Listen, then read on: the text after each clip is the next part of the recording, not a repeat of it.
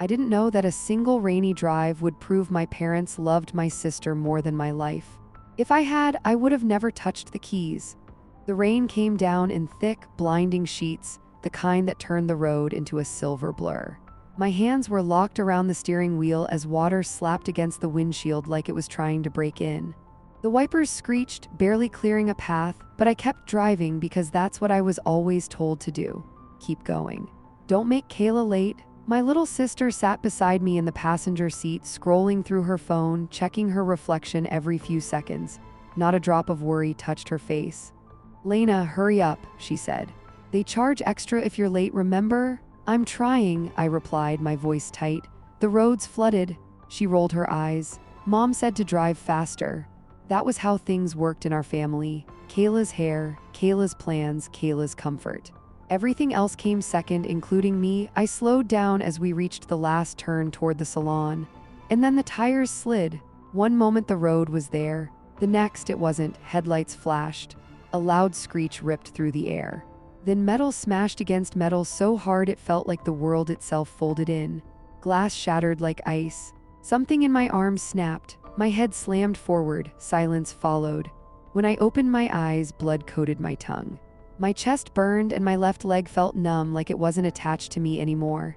The passenger side of the car was crushed inward, trapping me. Rain poured through a cracked window, soaking my clothes. I couldn't move. I couldn't scream. All I could think was, this is how I die, trying to get my sister to a hair appointment. Through the blur of rain, I saw headlights. An SUV pulled over, my parents' SUV. Relief rushed through me so fast it hurt. They're here. I'm saved. The doors opened, but no one came to me. My mom ran straight to Kayla's door, pulling it open in a panic. "Sweetheart, are you okay? Did you hurt your face?" "My mascara," Kayla cried. "It's ruined." My father stood near the hood of my car, staring at the damage. "I told you this thing was unsafe." I tried to speak, my throat burned. "Dad, I think my leg." "We're late," Mom snapped. "This is unbelievable." Kayla had one tiny scratch on her cheek, that was it. But Mom was already brushing her hair smooth, checking her reflection. "We can't miss this appointment," she said. "They charge if you're over 10 minutes late." I was bleeding, trapped, shaking in the rain. "Mom, please," I whispered. "I can't feel my leg." She didn't even turn around. Dad finally looked at me just once. His face wasn't scared. It wasn't worried, it was annoyed. "If you manage to crash the car," he said, "you can figure out how to get out."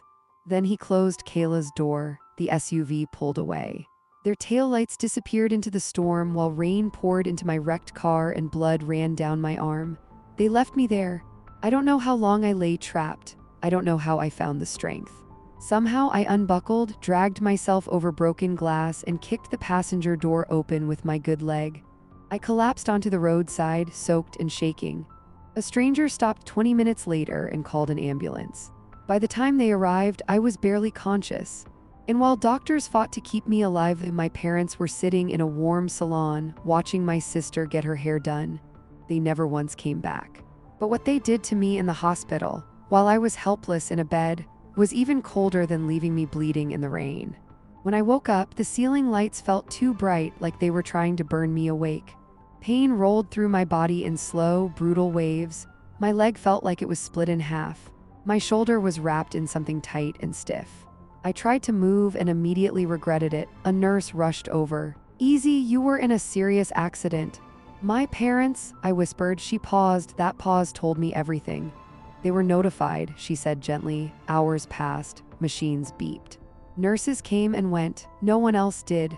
Late that afternoon, a hospital administrator stepped in holding a clipboard. "We need a legal guardian to sign your treatment and billing forms." "My parents should be here." "They said they were unavailable," she replied, uncomfortable. "We left multiple messages." Unavailable. When they finally showed up that evening, Mom walked in sipping a latte. Dad followed behind her, scrolling on his phone. No hugs, no tears, no relief.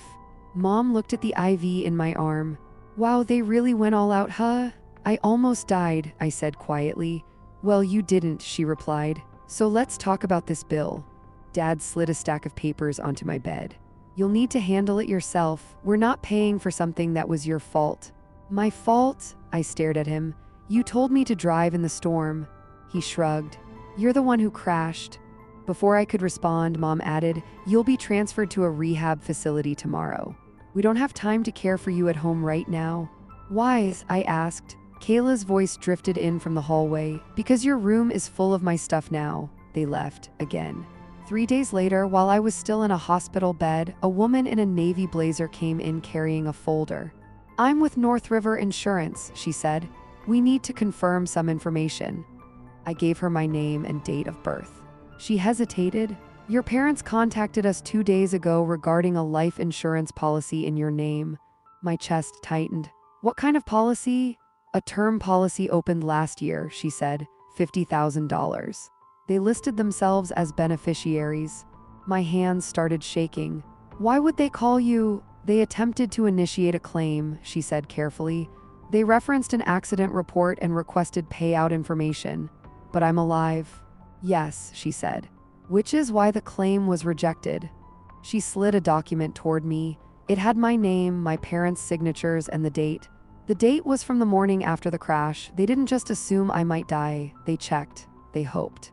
That was why no one came. That was why they didn't care. That was why I was a problem now. I stared at the paper until the letters blurred. "Thank you," I whispered. After she left, I didn't cry. I didn't panic. I got very, very quiet. Because now I knew the truth. And once you see something like that, you can never unsee it. And once I was released from that hospital, I didn't go home. I disappeared and started building the life they never wanted me to have. They released me from the hospital on a gray Tuesday morning. My leg was still in a brace. My arm still ached every time I moved it. But the real weight I carried wasn't physical.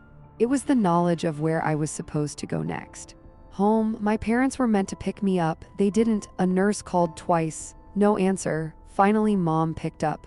"We can't make it today," she said. "Just send her to rehab." Like I was a package they didn't feel like retrieving. So they sent me to a rehabilitation center instead, a quiet, windowed building where no one yelled, no one demanded, and no one made me feel disposable. And that's where I made the decision. I wasn't going back. I started asking questions, careful ones, about housing, about legal rights, about what happened when a minor didn't feel safe returning home. A social worker named Mrs. Patel noticed. "You're scared," she said gently. "Of them." I didn't deny it. 3 days later, she brought me a folder. Inside were emergency housing resources, emancipation programs, and financial abuse forms. "They can't force you back," she told me. "But if you leave, you have to disappear cleanly." That night, I called my parents. "I'm ready to come home," I said, keeping my voice small. Mom sighed with relief. "Good. Kayla's tired of using the guest bathroom." 2 days later, when they came to sign my discharge papers, I was gone. Mrs. Patel drove me to a small transitional apartment for teens in crisis.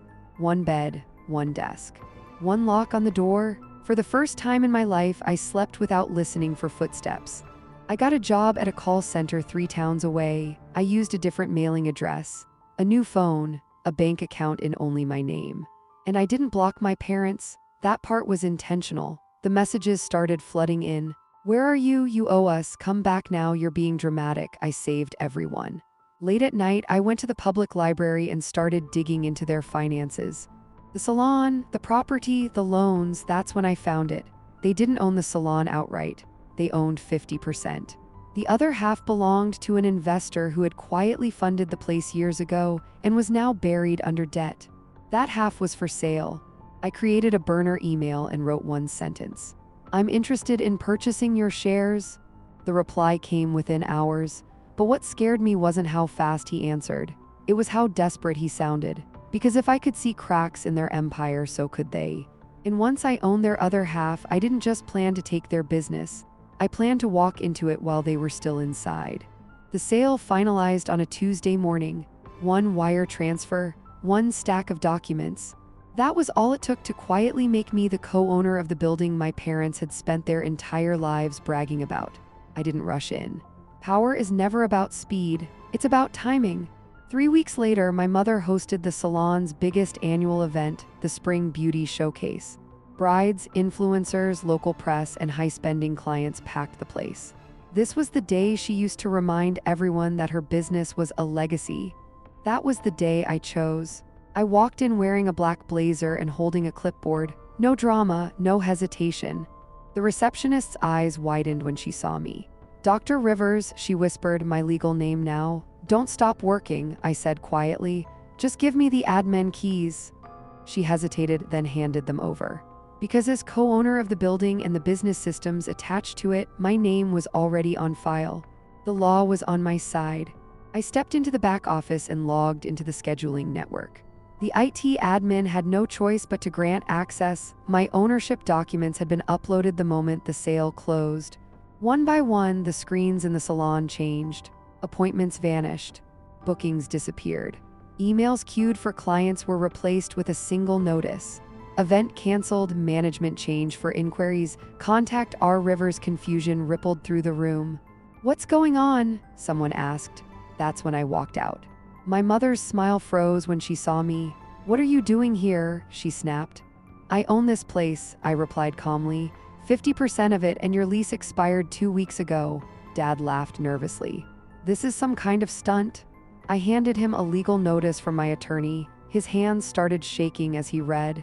"You can't do this," Mom hissed. "This is our business." "No," I said. "It was. Now it's mine too." People were staring. Phones were already recording. "You'll need to collect your personal belongings," I added. "Security will escort you out if you refuse." Kayla looked at me like I had slapped her. "You're destroying everything." I met her eyes. "You were worried about a haircut. I was bleeding in a car."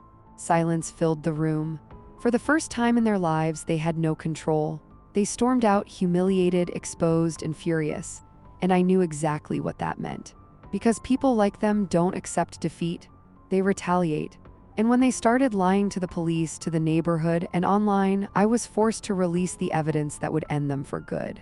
The lies started the next morning. My mother went to the police claiming I had stolen the salon. My father told the neighborhood I was unstable. Kayla flooded social media with crying videos about how their family business had been taken by a vindictive sister. They thought volume would bury truth. It didn't, because I had kept everything. The 911 call from the woman who found me bleeding on the roadside.